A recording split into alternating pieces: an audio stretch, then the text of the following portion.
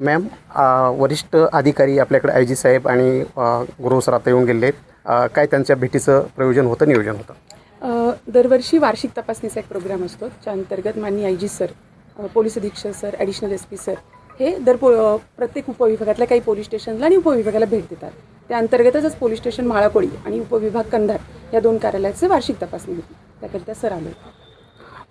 या तपासणीमध्ये तुमच्या अंतर्गत कार्यालयीन कामकाजाबद्दल, गुन्ह्याबद्दल, गुन्हे घडत असलेल्या परिस्थितीबद्दल, गुन्ह्याच्या प्रमाणाबद्दल काही चर्चा झाली का? आणि तसं झाली असेल तर त्यामध्ये काय प्रमाणात आपण सादर केलं त्यांना? नाही, हे वार्षिक आमचा कामकाजाचा भाग असतो, त्याच्याबरोबर टिप्पणी करणे योग्य होणार नाही.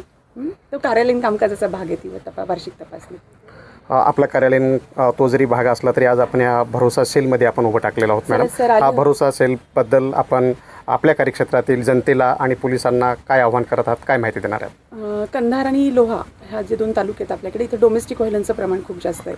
हे लक्षात घेऊन आम्ही आज आपल्या कंधार आणि लोहा उपविभागासाठी अंतर्गत जी 4 पोलीस स्टेशन आहेत त्याच्यामध्ये जे डोमेस्टिक व्हायलन्सचे विषय येतात, तिथं नवरा बायकोचं काही छोट्या कारणावरनं पटत नाही आणि ते उद्या जाऊन ते डिवोर्सपर्यंत, घटस्फोटापर्यंत जातं, गुन्हे नोंद होण्यापर्यंत जातं.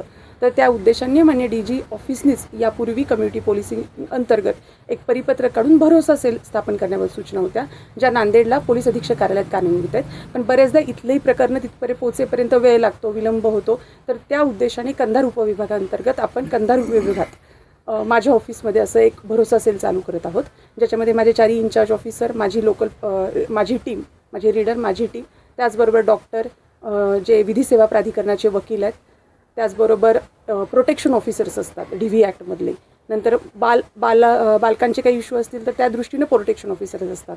या सगळ्यांना एकत्रित घेऊन आम्ही तो वाद, जे छोटा गैरसमज असतो, जे मोठ्या गुन्ह्यापर्यंत, मोठ्या क्राईम रजिस्ट्रेशनपर्यंत, काही कारवाईपर्यंत जातं, ते रोखण्याचा प्रयत्न करण्यासाठी हे नवीन भरोसा सेल कार्यान्वित करत आहोत. हे नवीन भरोसा सेल आपण कार्यान्वित करत आहात. यामध्ये पती पत्नीचे छोटे मोठे भांडण तंटे असतील ते मिटवण्याचा आपण एक चांगला सामाजिक उपक्रम आहे आणि पोलिसांचा अधिकारातल्या बाजूचा थोडासा विचार करून आपण हे मिटवण्याचा प्रयत्न करत. खूप चांगलं काम आहे मॅडम. पण आपण एक महिला पोलीस अधिकारी आहात आणि आपल्याकडे ह्या तुमच्या टीममध्ये सर्वच इन्चार्ज ऑफिसर आपल्यासोबत आहेत. तर ह्या एकंदरीत या गुन्ह्याच्या प्रमाणामध्ये आपण कसं बघता आणि महिला अधिकारी म्हणून एकंदरीत या प्रश्नाला आपण कसं पुढं नेण्याचा प्रश्न किंवा हे होणाऱ्या घटना थांबवण्याचा कसा प्रयत्न, आपली काय आयडिओलॉजी काय आहे? नाही, बऱ्याचदा मी होम DSP म्हणून नांदेडला ही कामं कार्यान्वित करते. आमचा अनुभव असा आहे की बऱ्याचदा 2 बाजू जेव्हा आपण समोर आणतो, त्यांचे जे छोटे गैरसमज असतात, बऱ्याचदा फॅमिली मेंबर्स असतात, त्यांचे गैरसमज असतात, म्हणजे नवरा असेल त्याची फॅमिली आणि बायको असेल तिची माहेरची फॅमिली, यांच्यामुळे काही गैरसमज झालेले असतात. जेव्हा आपण समोरासमोर आणतो, बसवतो, या उद्देशानेच हे केले की इथे ते मोकळ्या वातावरणात बसतील, त्यांचे जे गैरसमजाचे किंवा जे काही डिस्प्यूटचे विषय आहेत ते मोकळेपणाने बोलतील. आणि त्याच्यामध्ये आमच्या वर्दीचा एक इन्फ्लुअन्स असतो की पोलीस अधिकारी सांगतात, त्यांना आम्ही कायद्याची ही बाजू सांगू, काही इमोशनल गोष्टीही सांगू, हे सगळं एकत्र. त्यांचे काही प्रॉब्लेम्स असतील, यासाठी आम्ही डॉक्टरांनाही ठेवलं आहे या कमिटीमध्ये, कायद्याची बाजू सांगण्यासाठी वकीलही ठेवलेत, आम्ही आहोत. आणि त्यांचं काउन्सिलिंग करून तो वाद तिथल्या तिथं सोडवण्याचा प्रयत्न करणार आहोत. त्यांना जाणीव करून देणं खूप गरजेचं असतं की हा वाद तुमच्या 2 लोकांचा नसतो, एका कुटुंबाचा असतो. त्याचा इन्फ्लुअन्स, त्याचा परिणाम, वाईट परिणाम तुमच्या पुढच्या पिढीकडे होत असतो. म्हणजे एखादं कुटुंब उद्ध्वस्त होतं, फक्त नवरा बायको पुरतं नसतं, आईची फॅमिली, वडिलांची फॅमिली, दोन्ही फॅमिलीज, म्हणजे आणि त्याचबरोबर ती मुलं, ती उद्या रस्त्यावर येणार असतात. त्या दृष्टीनं हा उपक्रम केला आहे. त्याचबरोबर ज्येष्ठ नागरिक आणि लहान मुलांचे सुद्धा काही विषय असतील तर त्यामध्येही आम्ही काउन्सिलिंग करण्याचा प्रयत्न करत आहोत. नांदेड कंधारच्या भागामध्ये बेरोजगारीचा फार प्रश्न आहे.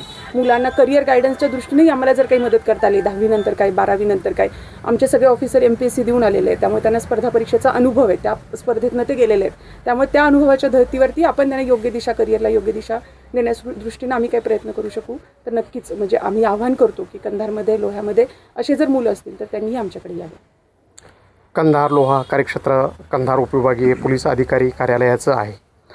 जवळपास 4 ते 5 पोलीस स्टेशन आपल्या अंतर्गत आहेत. मॅडम, काही गुन्ह्याचं प्रमाण, आपण जशी जॉईनिंग झाली तसं गुन्ह्याचं प्रमाण कसं आहे?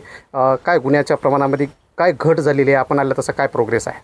नक्कीच घट झालेली आहे. नाईट पेट्रोलिंग ॲक्टिव्ह आहे. अवैध धंद्यांवरती कारवाई आपण जास्तीत जास्त करतो. 4ही पोलीस स्टेशनच्या टीम ॲक्टिव्ह आहेत आणि त्यामुळे जो क्राईमचा रेशो आहे तो नक्कीच कमी झालेला आहे.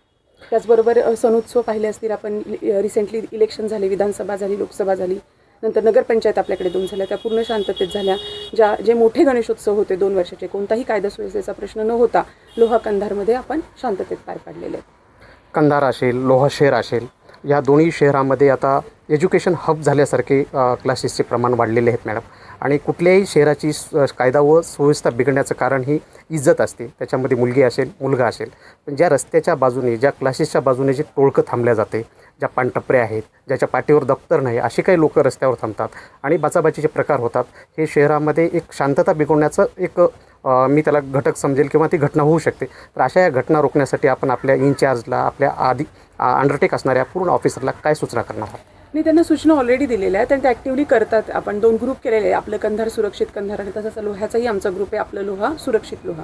त्याच्यामध्ये कंटिन्युअस पेट्रोलिंगचे ते अपडेट देत असतात, ज्याच्याला मी सुपरवाईज करते की ते कुठे कुठे पेट्रोलिंग करतात. आणि कंधारच्या बाबतीत तर आम्ही सिव्हिल कोचिंग क्लासेसच्या लोकांसोबत एक बैठकी घेतली.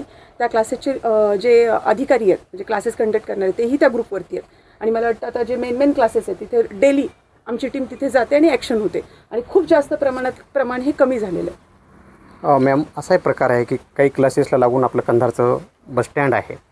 कधी विद्यार्थ्यांना वेळेवर गाड्या जातात किंवा टायमिंगमध्ये त्यांचा जो वेळ मिळतो तिथं एक घोळका टोळकं मुलांचं थांबलेलं जाते. तर ते कंट्रोल होण्यासाठी बऱ्याच नागरिकांचे किंवा लोकांचे फोन आपल्या ऑफिसरांना जातात. त्यावेळेस ऑफिसर येतात, मदत करतात.